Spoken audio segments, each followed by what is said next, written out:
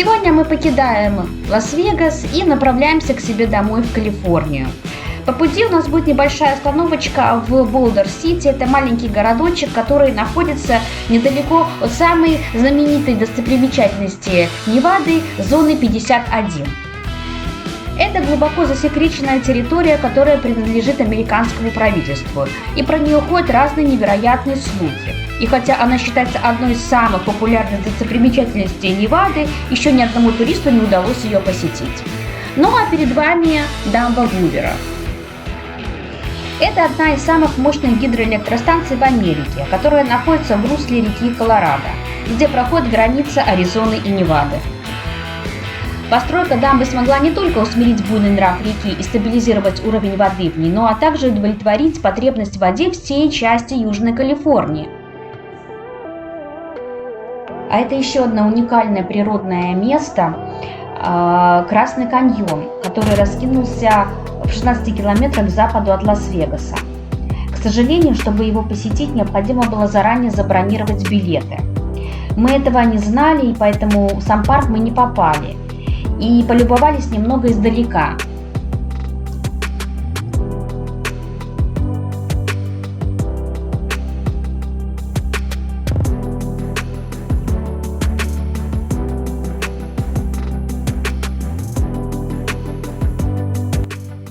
Охваченный жарким дыханием пустыни, каньон имеет характерный для этих мест красный цвет и впечатляет своими причудливыми ландшафтами.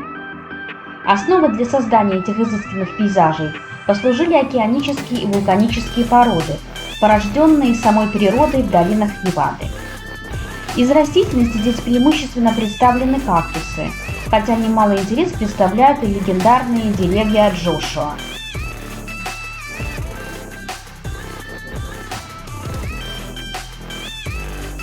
Этот национальный парк изобилует ухоженными туристическими тропами длиной около 30 километров. Красный каньон, несомненно, является одной из главных природных достопримечательностей Невады, и мы определенно посетим его в следующий раз, чтобы наслаждаться его красотами.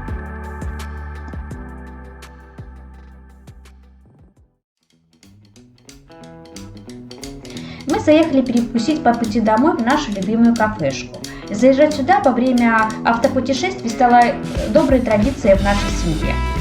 Интерьер кафе переносит вас в атмосферу Америки 50-х годов. Дело в том, что хозяин кафе когда-то работал в киноиндустрии в Голливуде и был огромным поклонником кино и все, что связано с кино. У него скопилась большая коллекция различных сувениров, экспонатов со съемочных площадок, кинотеатров. И Пегги Сьюз стала таким своеобразным мини-музейчиком, в котором царит дух американского кино 50-х годов. В кафе подают традиционно американскую еду, всегда очень вкусно и недорого.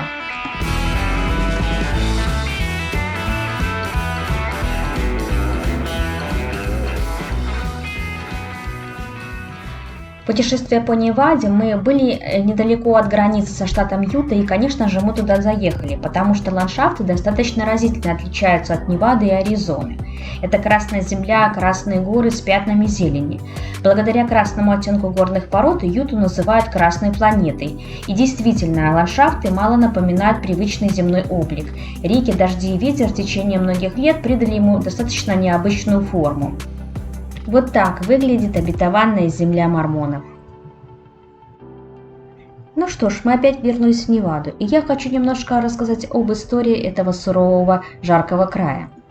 До того, как на североамериканский континент пришли европейцы, эти земли принадлежали индейским племенам, которые имели свой быт, занимались охотой, земледелием, ремеслами и вели торговлю друг с другом. Но в XVIII веке с приходом испанцев земля их предков была объявлена собственностью Испании, а позднее она отошла к Мексике. И все это продолжалось до 1850 года, пока эти земли не отошли США. Почва в этом регионе оказалась малопригодной для сельского хозяйства, а условия для жизни весьма-весьма изнурительными. Все это изменилось буквально через 10 лет, когда в Неваде обнаружили богатое месторождение драгоценных металлов, золота и серебра. Вот и началась знаменитая золотая лихорадка. Старатели быстро наводнили весь регион. Тогда среди прочих золотоискателей в поисках удачи в Америку прибыл и Марк Твен, тогда еще никому неизвестный, но уже подающий надежды писатель. И в 1861 году Невада стала официальным штатом Соединенных Штатов Америки, и на флаге США появилась новая звездочка. Благодаря разработке все новых и новых месторождений горная промышленность, инфраструктура и экономика продолжали расти. Появились железная дорога и университет. Великая депрессия грянула внезапно, в одночасье исчерпали себя все крупные месторождения, а азартные игры попали под запрет. Этот период истории Невады был очень тяжелым, но не только для Невады, но и для Калифорнии. Поэтому до территории этих штатов множество городов-призраков. Это брошенные шахтерами и золотоискателями поселки после того, как ресурсы на поисках исчерпались. Один из самых знаменитых и известных таких городов-призраков – Калика, который находится в Калифорнии по пути из Лас-Вегаса в Лос-Анджелес, который мы, конечно же, посетили.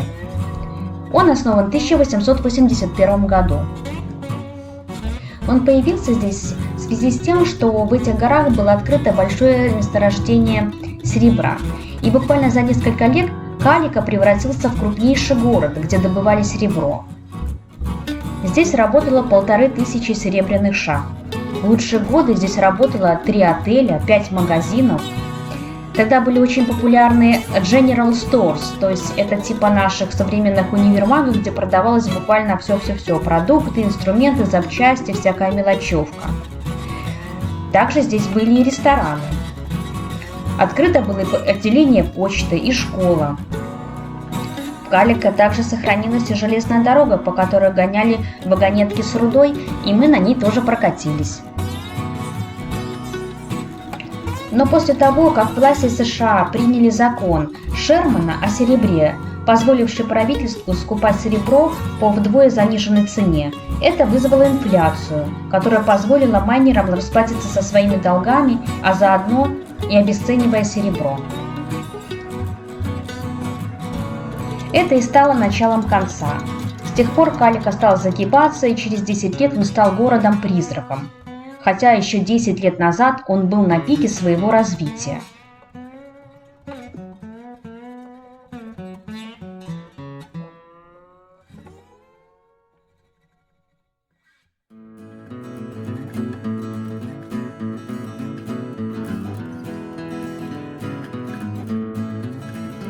С тех пор было несколько попыток восстановить город, и в итоге в 1950 году его выкупил предприниматель Уолтер Кнот. Он-то и превратил город-призрак в достопримечательность.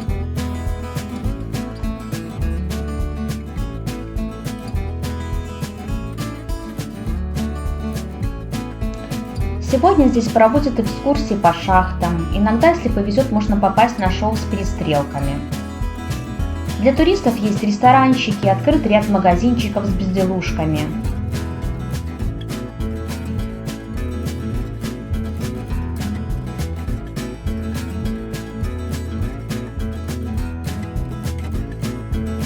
Большинство зданий восстановлено по историческим фотографиям. Декорации действительно отличные. Соблюдены практически все детали: шрифты, вывески, колеса, телеги, стулья. Все есть вековой давности или в точности восстановленное. И это дает отличное представление, какой жизнь была в тот период времени. Попав сюда, можно полностью окунуться в атмосферу Дикого Запада.